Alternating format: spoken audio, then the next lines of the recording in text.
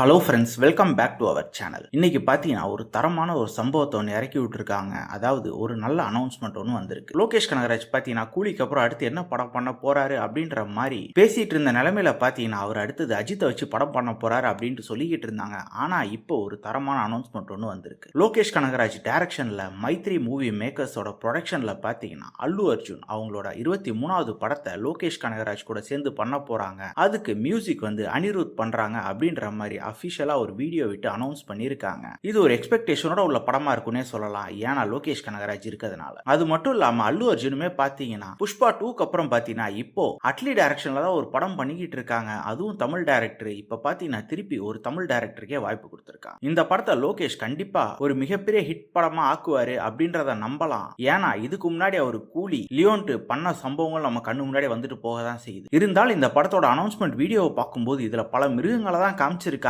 Drugs எதையும் காமிச்ச மாதிரி இல்ல. சோ அது ஒரு வித ஆறுதலை தருதுன்னே சொல்லலாம். இந்த படம் ஷூட்டிங் இந்த வருஷம் ஆரம்பிக்கணும்னு சொல்லியிருக்காங்க. இந்த படம் பார்த்தீங்கன்னா மிகப்பெரிய வெற்றி அடையும் நம்பலாம். அடுத்த வீடியோல சந்திக்கலாம். தேங்க்யூ.